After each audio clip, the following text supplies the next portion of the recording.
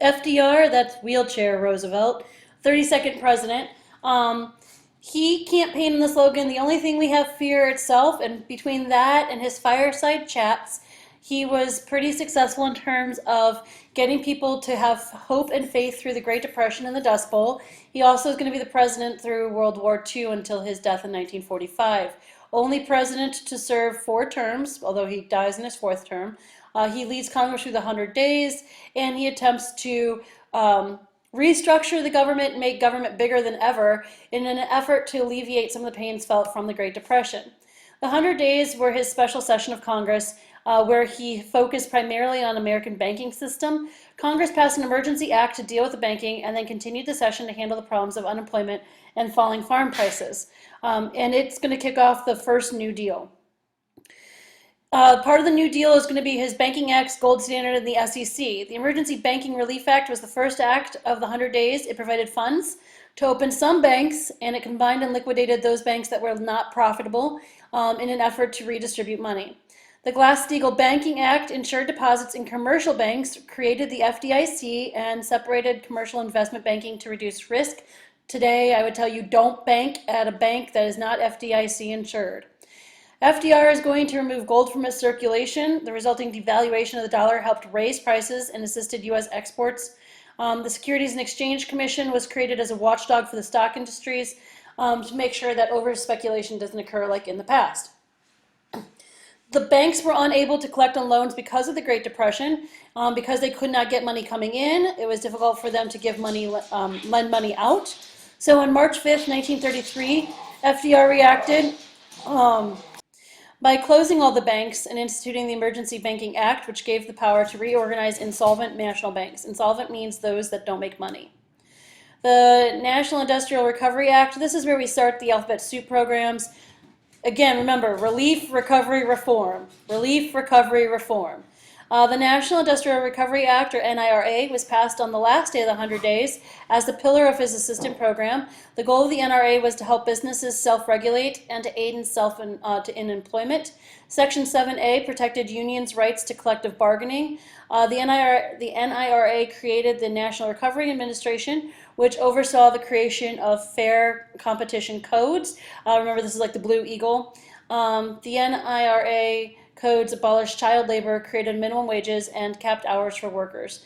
In Schechter versus the U.S. of 1935, the Supreme Court overturned the NRA holding that it granted the president too much leeway and that these powers should be in the hands of the states.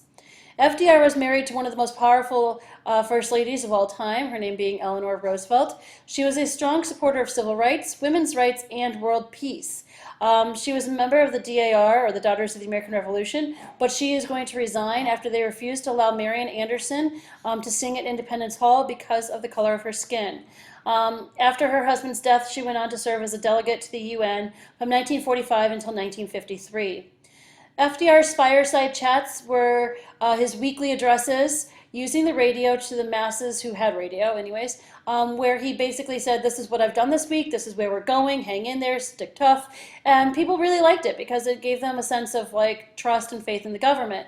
Even if they thought that he was going too far with his governmental acts, they saw that at least he was trying to do something. And this is going to lead people to deposit money again. He's going to adopt what's called the good neighbor policy, which is basically where he was trying to repair some of our relationships with some of our southern friends. He withdrew the Marines from Haiti, the Dominican Republic, and other areas. He's going to stay out of the Cuban Revolution. And he settled some of the disputes with Mexico over American properties in that country.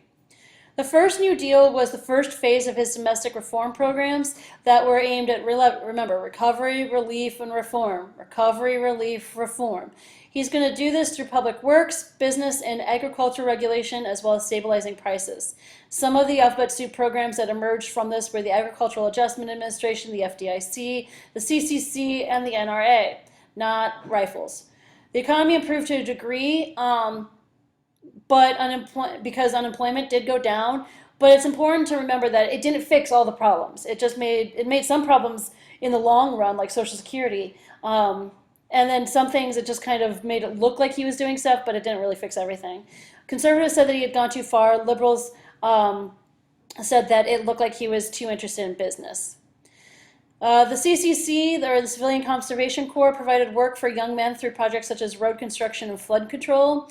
The NIRA, we've already talked about extensively. The PWA included constructed roads, schools, dams, bridges, architecture. And then the AAA, or the Agricultural Adjustment Act, encouraged farmers to increase their production, thereby increasing their profits. If as a country we're making less food, and yet the demand stays about the same, then the prices are going to go up. Muscle Shoals and the TVA, or the Tennessee Valley Authority. Muscle Shoals was the location of a dam and 2 nitrate plants built by the government during World War I. Coolidge had vetoed the Senate's plan to lease the property to the private sector. The facility became the center of the TVA in 1933, which gave FDR a chance to do his first large-scale experiment in regional planning. So basically his effort is going to be go down to Muscle Shoals, bring them all forms of electricity and all sorts of other stuff, and see if we can't bring use hydroelectric power and those types of things to bring electricity to some of the poorer areas of Appalachia. The TVA built a series of dams to provide electricity and flood control, and it gave economic and environmental boosts to an area in need of rehabilitation. The Bureau of Indian Affairs was headed by a guy by the name of John Collier. He returned ownership of certain lands to tribes, established tribal governments, and provided economic relief. Yay, we're finally doing something nice for the Native Americans. It created a program of work projects and reservations as well. The Indian Reorganization Act reserved the Dawes Severity Act. It attempted to restore the trial basis, or I should say reverse the Dawes Severity Act. It attempted to restore the tribal basis of Native American life, and tribal life was recognized as normal. So basically between this one and that one, we started giving Indians the right to be Indians. Like, we're not going to tell them that they have to assimilate or be part of the dominant American culture anymore.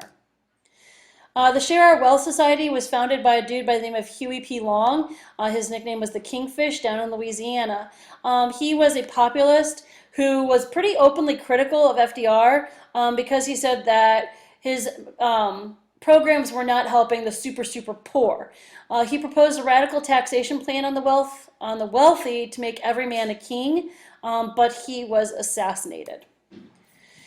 The Second New Deal, which it comes after the First New Deal, in case you're confused. It offered sweeping economic changes to aid in relief and recovery. While the First New Deal emphasized central planning, the Second New Deal is going to push programs to aid particular groups, such as labor organizations. So the First New Deal was like a blanket fix, and then the Second New Deal was intended to target those who were the most in need. The tax structure was finessed through various revenue acts, and some New Deal acts were declared unconstitutional in 1935. Some of the Second New Deal programs included the WPA, which provided jobs and income for the unemployed, included mostly in terms of construction and community development. The Wagner Act, or the National Labor Relations Act, clarified the rights of workers and created a board of oversight for relations between management and labor. Workers were permitted to bargain collectively. And the SSA, or the Social Security Act, was created to protect older workers. Funds came from taxes on money earned by employees and paid equally by the employer. And this money supported unemployment programs and offered states matching funds for social services. Isolationism and the Neutrality Acts of 1935. America became isolationist after World War I. This was basically reiterated. Isolationist acts included the rejection of the Treaty of Versailles and the imposition of higher tariffs. The Neutrality Acts, basically in 1935, the writing was kind of on the wall that something was brewing, because by now Hitler was chancellor. In the event of war, American exports of military components were to be stalled for 6 months, which would stop ships that were leaving the U.S. from transporting arms to combatants. So basically it's saying we're not choosing sides. Charles Evans Hughes was the 11th Chief Justice of the Supreme Court. He is going to uphold some of FDR's New Deal legislation, although he will write that some acts are unconstitutional. Father Charles E. Coughlin was a Catholic priest who headed the National Union for Social Justice, and he is going to be openly critical of FDR's policies in a weekly radio show, his own fireside chats, if you will, where he discussed politics and finance. He proposed to many listeners an ambiguous currency program, but found popularity mostly through anti-Semitic rhetoric. FDR's court packing scheme, in order to get his legislation passed, he decided, well, I'm going to start picking people on the Supreme Court who aren't going to vote down everything. It wasn't good. It didn't work. It offered Roosevelt basically overwhelming support from the voting public. People liked it. And it was his reaction to the Supreme Court, which had declared a lot of what he was doing bad. But Democrats and Republicans said that this was too much power, and Roosevelt lost the bill. The CIO, the Congress of Industrial Organizations, was an association of free laborers from industries including steel and automobiles. It was organized in reaction to the AFL, which represented the craft unions. It was headed by a guy by the name of John L. Lewis. Originally a committee within the AFL, it was originally a committee within the AFL, but then it broke off and became independent. But then in 1955, it rejoined, and today the AFL-CIO is the biggest union in the country. Right up there with Teamsters, I think, would probably be second. The Fair Labor Standards Act introduced minimum wage laws, established a rising minimum wage and reduction of the work week. It provided time and a half for work over the minimum, like over the maximum numbers of work. So if you are supposed to work 40 hours and you work 45, well, those 5 extra hours you're getting paid time and a half for. Hitler comes to power in World War II. You can go back and watch all of those instead of me summarizing everything here, but basically Hitler didn't like the Treaty of Versailles and where it had left Germany in the global community. So he starts eking away, doing brinkmanship, slowly tearing up the Treaty of Versailles, calling bluffs left and right. Ultimately, World War II starts when he invades Poland. Charles Lindbergh was an American pilot who made the first nonstop solo flight between the Atlantic Ocean, or across the Atlantic Ocean. He flew his plane, the Spirit of St. Louis, from New York to Paris. He was a member of the America First Committee, which opposed American intervention in the European War, and he was a noted Nazi sympathizer, so he lost some of his popularity after that. Selective Service and Training Act was U.S.'s first peacetime draft.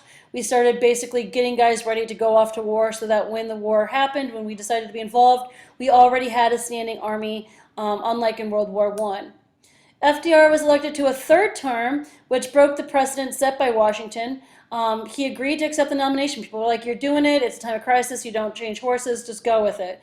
When faced by his opponent with charges of warmongering, he told voters that he would not enter the war. He lost many supporters because of his choice to run again, but he did win by a narrow margin.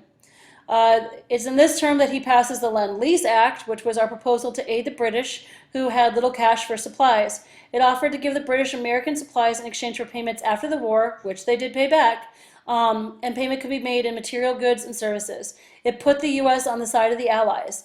We're going to begin a program of cash and carry as early as 1939, where British and French ships would come into the U.S. ports and buy anything that they could carry. It's like those rummage sales where it's like, buy this bag for $1. You can put anything that you can fit in that bag. That's basically what we did. In terms of Japan, they continued to go into Manchuria despite our protests, and they also started rhetoric of Asia for Asians, which we didn't like. They also were starting to become friends with some of the other countries that we didn't like Germany and Italy. And so we're going to go back and forth with a series of embargoes and sanctions where we're increasingly removing ourselves from friendship with Japan.